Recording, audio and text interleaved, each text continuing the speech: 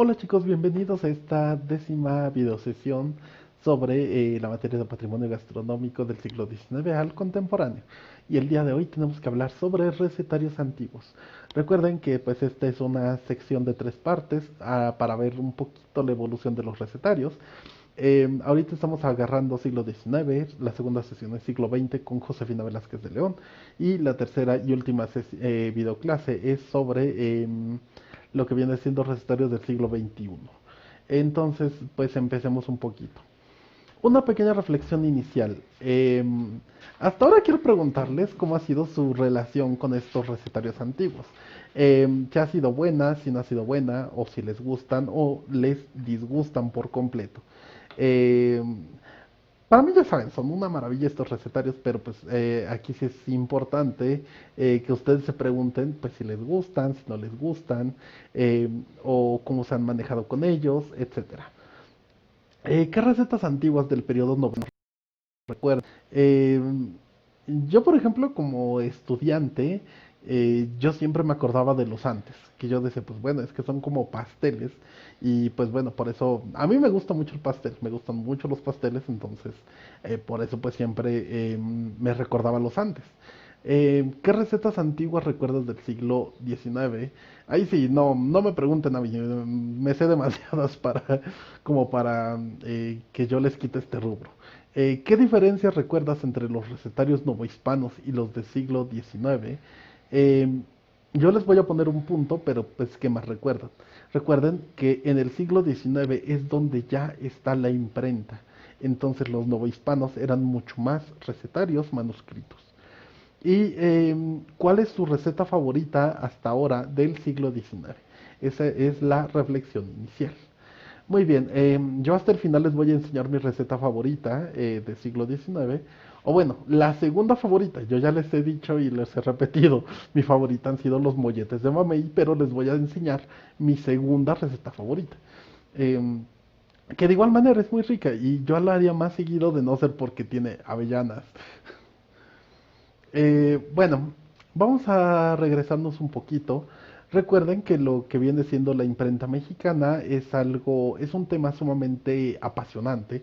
La verdad, a mí me encanta este tema a nivel historia, sobre todo para saber o por saber qué es lo que pasaba, cómo los conocimientos se fueron difundiendo más a través de la imprenta, de la libre imprenta y demás. Yo les decía que la imprenta tradicional eran placas de madera que tenían que tallar una por una por una.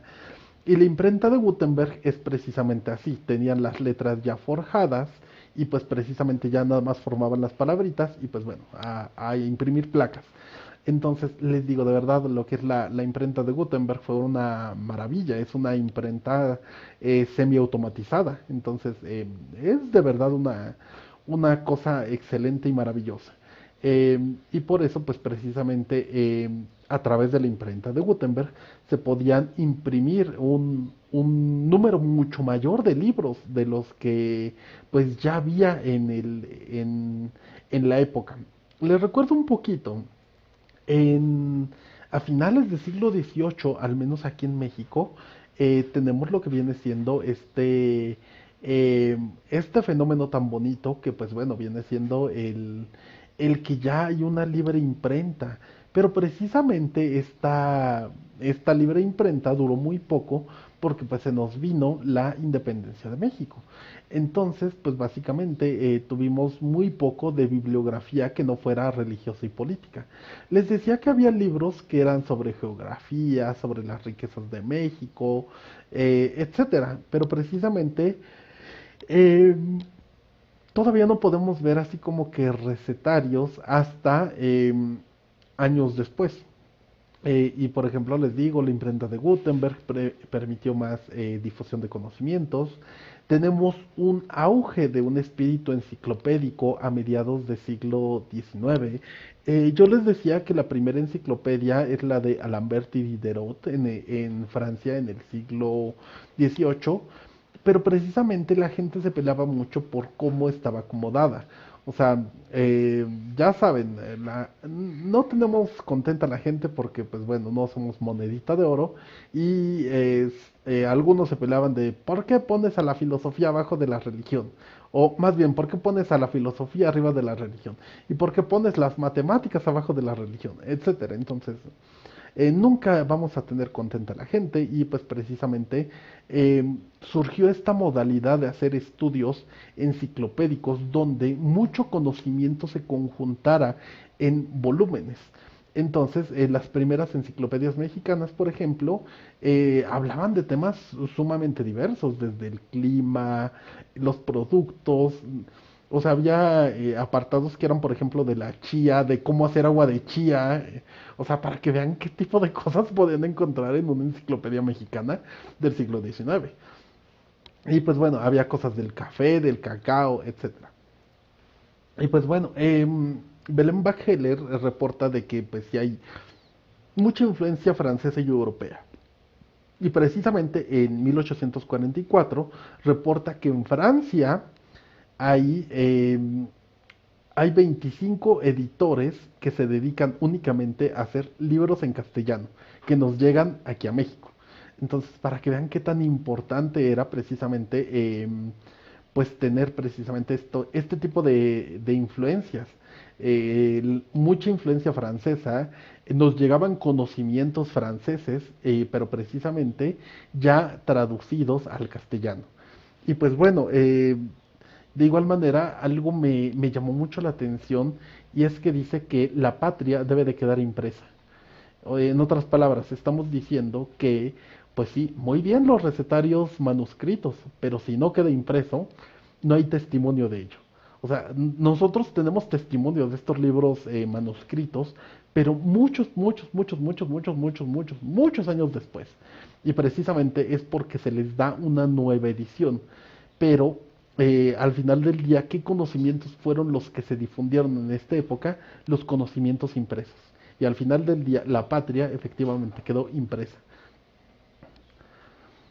Tenemos algunos recetarios de los que vamos a ver en esta sesión. Y pues bueno, vamos a hablar un poquito de las características, de lo que yo conozco, porque les digo, yo estoy trabajando muchos de estos recetarios al mismo tiempo, pero les voy a contar un poquito de cada uno de ellos, o bueno, vamos a ver características generales de ellos. En primer momento, el recetario más escandaloso y el que se conoce más y se estudia más es el Cocinero Mexicano de 1831 de Mariano Galván en 3 volúmenes o en 3 tomos, como ustedes gusten considerarlo. Aquí podemos ver una foto, esta es la segunda edición de 1934. O sea, para que vean qué tanto éxito de que 3 años después tuvieron que imprimir otro volumen del Cocinero Mexicano. Em, y pues precisamente dice aumentado, refundido, segunda edición. El cocinero mexicano tuvo ediciones a lo largo de todo, absolutamente, todo el siglo XIX y principios del siglo XX. Pero pues bueno, vamos a ver un poquito más de esto. Algo muy característico y curioso del cocinero mexicano es cómo va cambiando de nombre. Obviamente se pueden ver ahí este México escrito con J, igual aquí cocinero mexicano con J. Recuerden que aquí se podía escribir jitomate con X, podías escribir jitomate con G, con J, como tú quisieras. Pero precisamente lo interesante es ver, bueno, todavía no era con X, todavía no era cocinero mexicano con X. De igual manera, después de cierto tiempo, el cocinero mexicano se llamó el cocinero americano. Dellenbach-Heller empieza a hacer como que estas interpretaciones de que, pues bueno, lo americano era como que el proyecto América completa, pero no tenían en cuenta que nuestro vecino norteamericano iba a ocupar el término americano como un global, como algo completamente como una unidad completa para apoderarse de absolutamente todo. Entonces les digo, este término americano, pues ella propone que es precisamente considerar que México es todo el continente, que somos un continente completo lleno de riqueza y que México pues es parte de este proyecto americano. Pero pues les digo, eh, esto tiene que ver con antes de que pues nos llegara toda esta invasión de los Estados Unidos, o de igual manera. Hay algunos que dicen, o bueno, yo tengo como que también esa duda, que si tiene que ver que el cocinero mexicano tiene que ver con el apoyo que México le está dando a los Estados Unidos. Pero pues bueno, esas ya son teorías conspirativas y pues no me dedicaría a esto. O sea, hay recetarios que me apasionan más que el cocinero mexicano. Les digo, este es el más popular porque además Herdes tiene pues su cocinero mexicano uno 2 y 3 y pues obviamente los pone en un altar, manda a hacer artículos y pues bueno, hacen mucho por este recetario, que digo, no está mal, para nada está mal, pero obviamente hay otros recetarios de la época que se dejan opacados si tomamos en cuenta todo el ruido que hizo el cocinero mexicano. Pero les digo, fue básicamente un documento pionero para la cocina mexicana, para la historia gastronómica mexicana. Mariano Galván no sabía qué tanto éxito iba a tener un recetario y pues bueno, el éxito fue inmenso. Yo creo que esto lo recuerdan de la tesis de Tesoro de la Cocina, y es que precisamente, pues aquí están los tomos del cocinero mexicano y que contienen. Por ejemplo, en lo que viene siendo el tratado primero hay caldos y sopas, y pues bueno, son las sopas. Tratado segundo hay frituras, aderezos, adornos para las sopas y otros guisados y ensaladas. Y pues sí, hay frituras o aderezos y ensaladas. Todo lo que venían siendo crotones y demás, pues aquí estaban. En el tratado tercero, que son salsas, caldillos para varios guisos, son más salsas. De hecho, pues sí, son salsas clásicas sobre todo. Eh, Tratado cuarto, almuerzos ligeros. Está la parte de huevos y lo que pues ya hemos hablado, los almuerzos ligeros, dispuestos con tortilla o masa de maíz, en donde están las quesadillas, las gorditas, los envueltos, los chilaquiles. Es una maravilla este pedacito de almuerzos ligeros dispuestos con tortilla o masa de maíz. Hay tema de tesis precisamente ahí también. Tratado quinto, guisos con raíces, hierbas, frutas y toda clase de hortalizas, que son hortalizas, hongos y hortalizas otra vez. Tratado sexto, de legumbres y demás semillas que se hace uso de la mesa, lo que viene siendo leguminosas y arroz. Curioso, el arroz no se está tratando como cereal del todo, se está tratando más como una semilla. Bueno, tratado séptimo de las tortas, que son tortas o pasteles. Les recuerdo que el término pastel no es necesariamente dulce. Puede ser un pastel de carne, un pastel azteca, o sea, la acepción no es necesariamente dulce, o sea, puede ser dulce salado.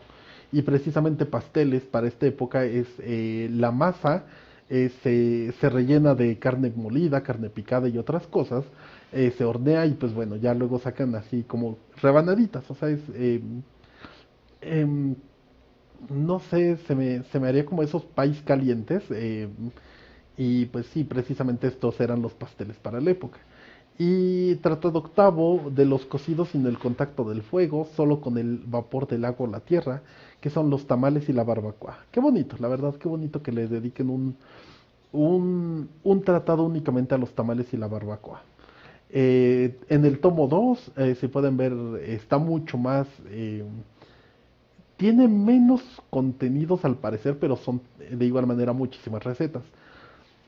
El tratado noveno, que tenemos preparaciones y guisos de toda clase de carnes de cuadrúpedos, buey, vaca, ternera, carnero, cordero, cabrito, cerdo y lo que son animales de casa.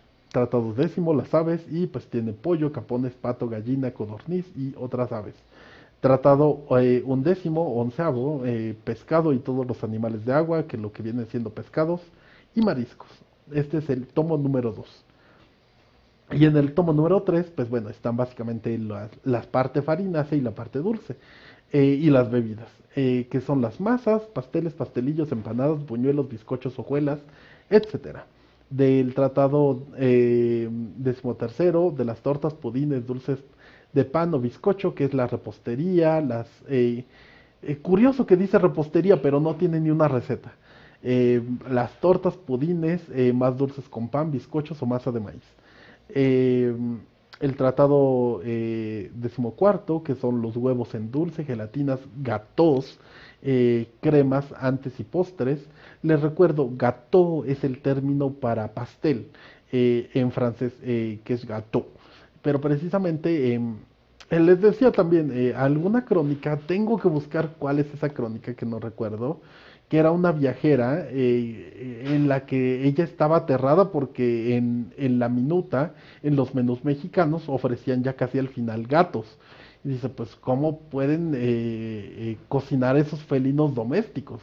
Pero precisamente después esta viajera queda como estúpida porque ve que es precisamente el pastel y dice, ah, un gato, un pastel. Ah, pero precisamente les digo, tengo que encontrar esa referencia. Hay cremas antes y postres. Y bueno, ¿qué hay aquí? Huevos en dulce, gelatinas.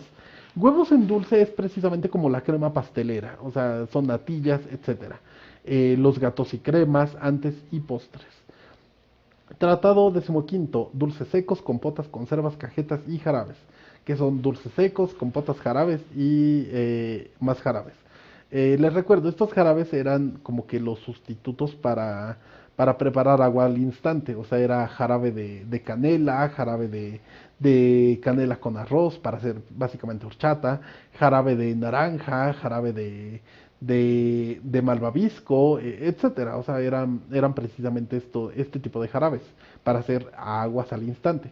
Em, Tratado decimosexto, helados y sorbetes, que son, pues bueno, ya saben, sorbetes, los helados. Tratado decimoséptimo, los licores, que es pues básicamente la división general, las reglas, las ratafías, aguas espirituosas, cremas y aceites.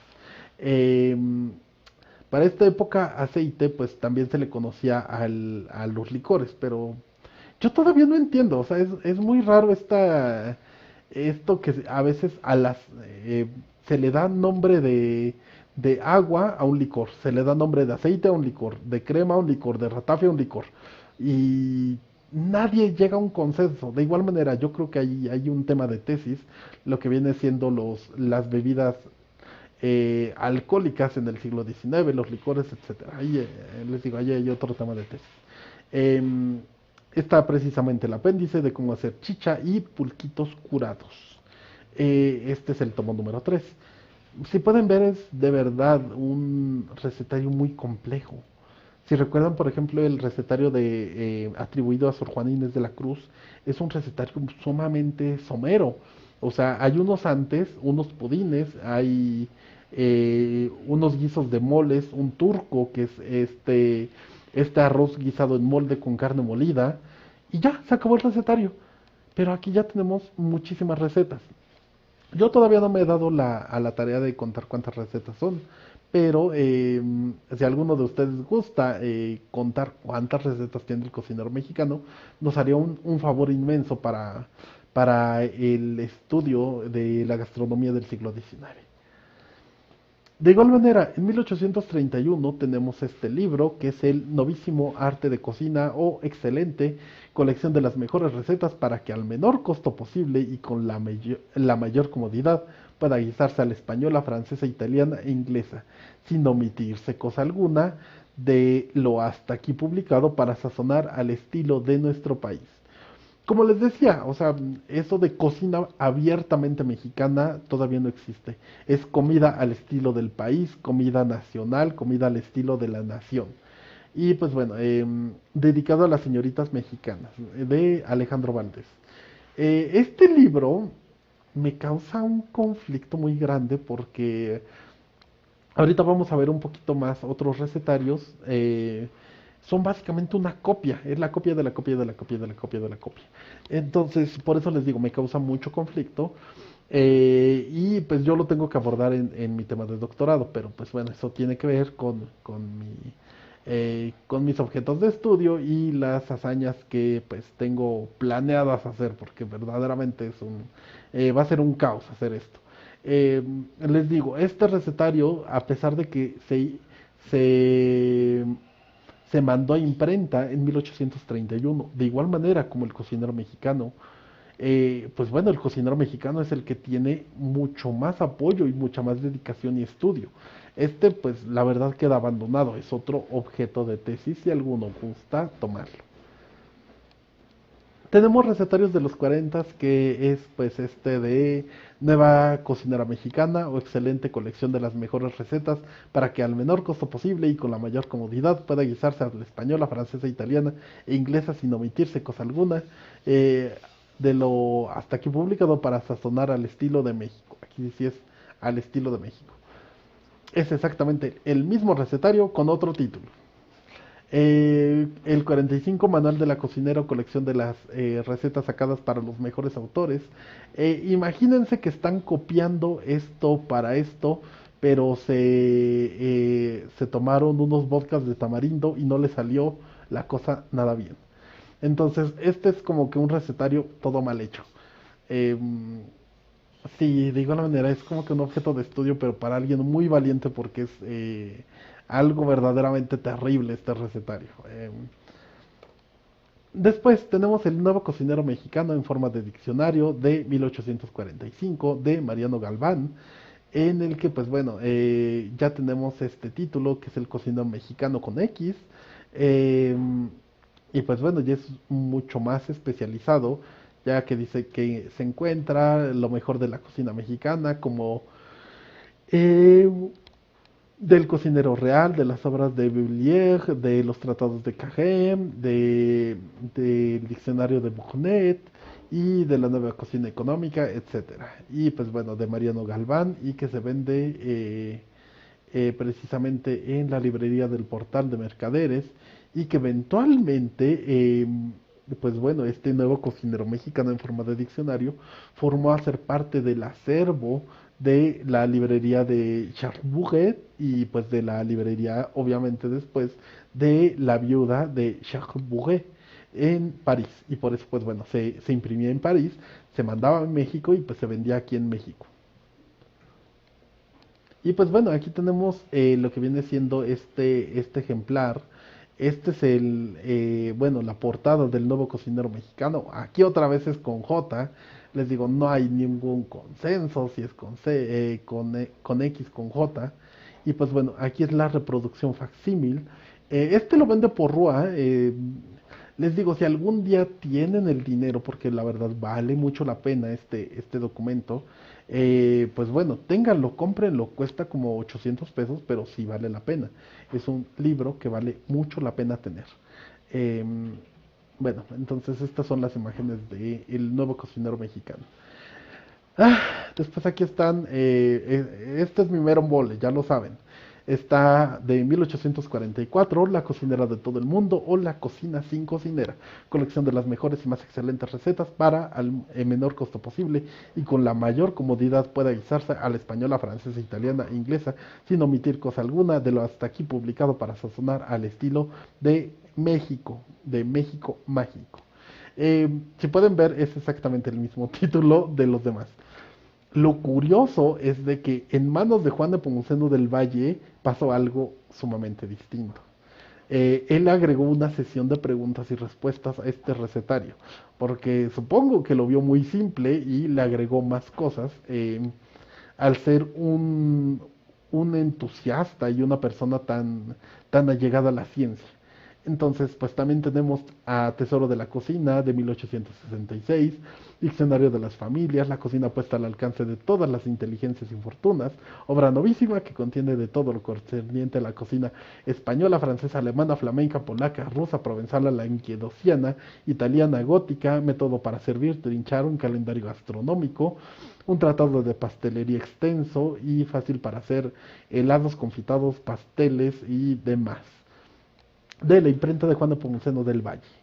Tengan en cuenta que este recetario, el de la cocinera de todo el mundo, es el primer recetario del cual tenemos registro en Puebla. O sea, es un recetario fuera de Ciudad de México. Y eso es verdaderamente impresionante.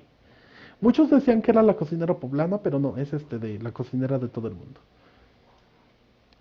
Bueno, ya vieron, esta es la portada de Tesoro de la Cocina, de mi libro Tesoro de la Cocina, porque está todo manchado, rayado y demás. Es esta la portada que yo tengo. Y pues bueno, la alusión a Puebla directamente. Eh, Esta es la cocinera de todo el mundo, esta es la portada, pero les digo que algo muy característico es esta sesión de preguntas y respuestas que lleva añadido a este recetario. Por ejemplo, aquí dice conservación de toda la clase de alimentos. Pregunta, ¿cuál es el mejor modo de conservar las sustancias que nos sirven de alimento? Respuesta, el más seguro, cómodo y fácil de los conocidos hasta ahora es el inventado por el químico francés Mr. Appert. Les recuerdo, es Nicolas Appert y su proceso de apertización. ¿En qué consiste principalmente este método? En sustraer los comestibles que se quieren conservar de la acción del aire atmosférico, que es el que provoca y desarrolla la descomposición y la corrupción en todas las sustancias que se descomponen y corrompen. O sea, de verdad, esto no lo van a encontrar en ningún otro recetario, porque los únicos que tienen el toque científico son los de Juan Nepomuceno del Valle. Por eso les digo, me enamoro de Juan Nepomuceno del Valle, de sus recetarios, de su obra, y pues bueno, yo quiero seguir trabajando esto en doctorado. Después tenemos la cocinera poblana, que si bien les digo, muchos dicen que es el primer recetario regional, pues está la cocinera de todo el mundo, pero pues bueno, este fue impreso en 1872 por el italiano Narciso Bassols. Él tenía la idea de que, pues bueno, esta era una forma como de agradecer a México por permitirle poner su imprenta, porque se enamoró de la cocina poblana y veía que no teníamos muchos libros de cocina. Entonces se dedicó precisamente a hacer este tomo con tres tratados muy importantes. El primero de ellos era economía doméstica, que era básicamente cocina, la cocina mexicana, que es un apartado sumamente impresionante. A mí me impresiona, y esto es también tema de tesis, eh, que vienen, por ejemplo, moles, clemoles, pipianes, chiles en escabeche, nogada para chiles rellenos, tamales, tlatlaollos, lo que viene siendo tlacoyos para hoy en día, cabrito, chilaquiles, envuelto, tinga, barbacoa, frijoles, nopales, quelites, verdolagas, pulques, chichas y tepache. O sea, para que vean, realmente eh, es algo que a mí me llamó mucho la atención que en este tipo de recetarios, a pesar de que muchos, como les digo, ¿cómo se llama? José Luis Garber López, que nos trata de descerebrados, eh, él dice, no, no, no, no, no, la cocina mexicana es algo que se trataba de pobres y que se trataba de ocultar. Al contrario, los recetarios nos dicen que este es un orgullo, que esto es muy hermoso, que esto hay que difundirse, estudiarse, protegerse. Y pues bueno, después de cocina mexicana tiene su tratado de repostería, pero quiero que vean que realmente es ya cocina en general, cocina mexicana y repostería. Ya es un rubro específico, la comida mexicana. Algo que nos llena de orgullo y pues bueno, que está llena de maíz, de chile y de sabores característicos para nosotros.